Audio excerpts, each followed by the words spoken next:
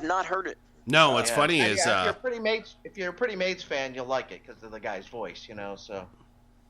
Good old Ronnie Atkins.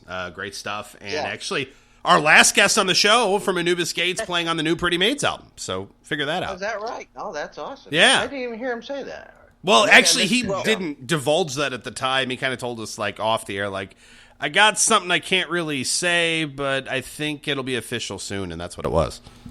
Oh, okay. That's actually pretty cool.